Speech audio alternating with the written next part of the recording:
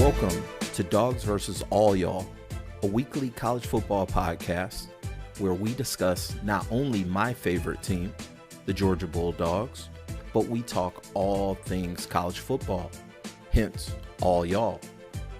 Be sure to like, comment, subscribe, and look us up on Instagram at SuplexDinnerClub. And go Dawgs. Yo, what's going on, y'all? Welcome back to another episode. Week 3 was a good one, y'all, and week 4 is only going to be better. We got some great matchups, got some interesting games, and we're going to talk about it. This episode, we're going to update our hunting season 12. Who are the 12 best teams in the nation? We're going to also preview and predict our must-see game of the week between two storied programs, and talk about Georgia's matchup against UAB this weekend. Week 4 is here. You know what time it is. Let's get to the hunting season 12. We ain't getting hunted, guys. We're doing the hunting, and hunting season's almost over. We only got one more chance to hunt, and we hunted tonight. A number of the top teams struggled week 3. Did that change the hunting season rankings? Let's check it out.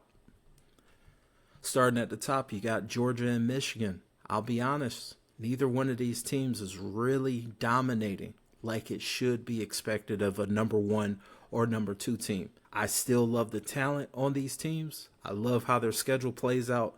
They remain my top 2 teams in the nation. Speaking of struggle, Florida State, they had a battle on their hands in Boston College. Almost lost that, but they took the win. They won when it was important, and they're rolling into a huge week 4 matchup against Clemson. Number 4, another struggling team this past weekend, Texas Longhorns. They were tied with the Wyoming Cowboys going into the fourth quarter, 10-10, till they had that offensive explosion, which should have been from the get. Number 5 is Ohio State, another team, while super talented, still trying to figure out their offense in the direction of that quarterback position. They have a huge matchup this weekend. Number 6 is Penn State. Can they continue to win?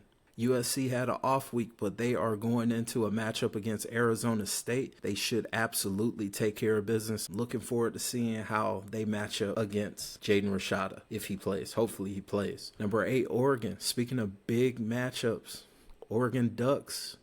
You got Coach Prime and the Colorado Buffs coming to town. Are you going to take care of business and remain as one of the top 12 teams? The next 2 teams have been fun ones to watch. Notre Dame at number 9 and number 10, Washington. Both have been scoring points, taking care of business on defense, not really playing with their food like the others. Number 11, LSU, welcome back to the hunting season. 12, Tigers. Y'all took care of business. You ignored the Cowbells. And now that Bama matchup, we got to keep our eyes on that.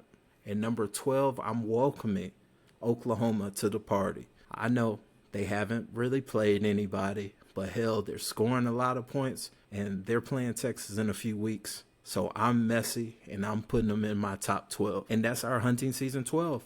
Should Georgia be the number 1 team in the nation? Or is it Washington Huskies? I've been hearing a lot of things about the Washington Huskies being the best team in America. Do you agree? Do you disagree? Say it in the comments. Let me know. We always said it would not be pretty. Here's the goal for the second half. We're going to get about 6 possessions on offense. 6 possessions, y'all got me? Including the first one. We're going to score on 4 of them, okay? They might score once more on defense, but that's it. You understand? And we're going to win the game. We're going to come back in here and have a good time and figure out how we can get better. But this is what I need. We got another nighttime game in Athens, y'all. 7:30 kickoff. Georgia versus UAB. I'll take it. It's a night game. You get the light show. Rock and roll. Currently, Georgia's a 42-point favorite. That's a steep hill to climb. And for that reason, it's not touching my money. Georgia is a hobbled team right now, y'all. Georgia's a hobbled team. They're still one of the best teams in the country. But it's a lot of injuries. And while I'm not too particularly concerned about this weekend with UAB, sorry Blazer fans, next week going into Auburn as an injured team is very problematic for me. So this week we're not talking about Auburn. We're going to talk about UAB. And more so, I'm going to cut it short. I think Georgia takes care of business. Despite injuries, I think Georgia takes care of business. And my final score, 45-10. Dogs on top. Let's get Dom Lovett that ball. Carson, take some shots. It's your time, man. I think in his mind he has played in games like this. He's played in some big games at Wake Forest, and this moment won't be too big for Sam. You know, he year 6 for him. I have a lot of confidence that he'll be well prepared, and the moment won't be too big for him at all. The must-see game of Week 4, it has to be the Ohio State Buckeyes facing Notre Dame Fighting Irish. Last year's matchup, which opened the season, was a fun one. It wasn't the biggest offensive game, but defense came to play. 2 well-coached teams, 2 storied programs. It was a fun game. For me as a football fan, I loved it. I love seeing those 2 teams go head-to-head. This year, a couple things have changed. Ohio State, you have a new quarterback, Kyle McCord.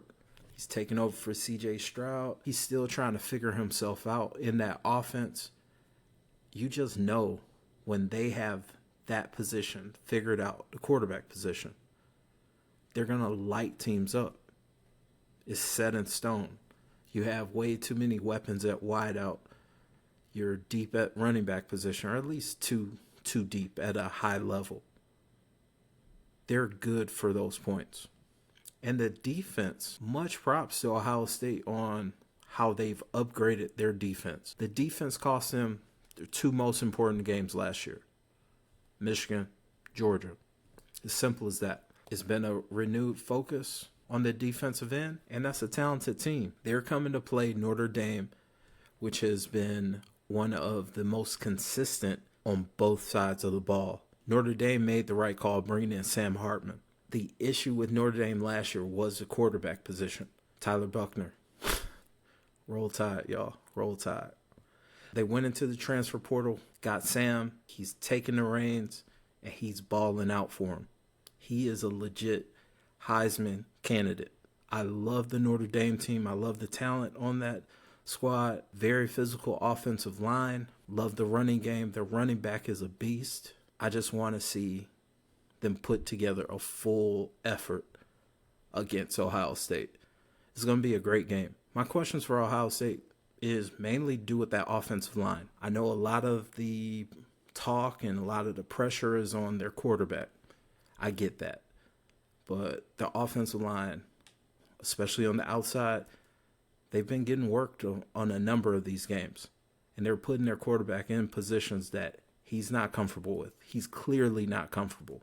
And it's crazy to think here we are giving props to a Ryan Day coach team. We're giving props to his defense while asking questions about the offense. Who would have thunk it? Notre Dame, my question to you, under the bright lights, your home game, you are an underdog by 3.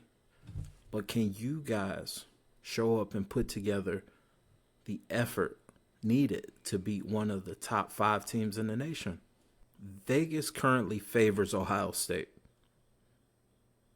And I don't particularly agree.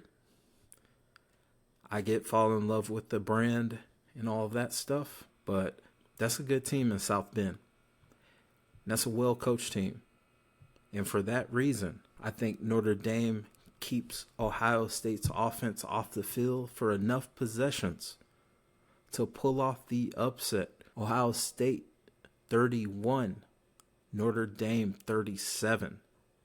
Ohio State still has a pathway to get into the playoff. You just got to win against Penn State and Michigan.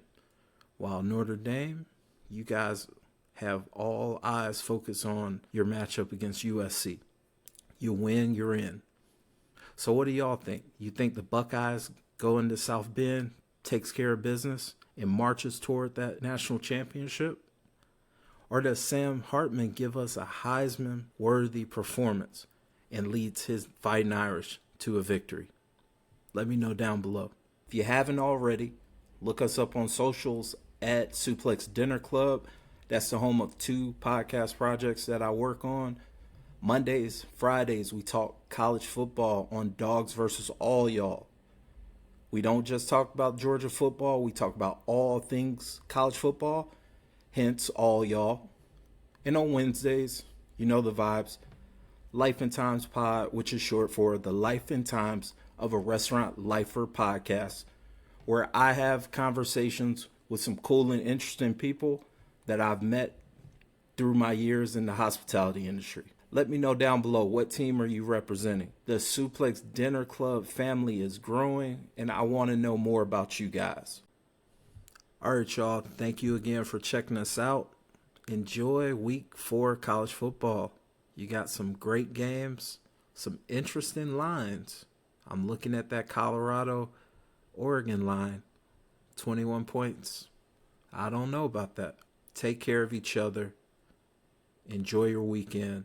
And as always, go Dawgs. Getting our opportunity. All the shit you went through this week to get ready for this game, now is when you pay the fucking price. You go out there with energy, enthusiasm. Ain't nobody just wants you to be cautious. Ain't nobody just wants you to be nervous about shit. Go out here and fuck their ass up. Don't think about scoreboard. Don't think about shit. You think about knocking the shit out of them. Did you hear what Box said on Monday? When I sat in that fucking meeting, I wanted to go fucking play right then. Tore your shit up out here. 2 years ago, fuck your shit up! Goddamn pride and joy tells me you fuck these guys up. You go play the right way. You play the right way. You knock their ass off. You stay off the fucking ground. You tackle the fucking man with the ball. The shit's easy. Look at the right shit. Punish their ass on offense and kick their ass on special teams, guys. It's about who the fuck we are. I believe in you. Let's go.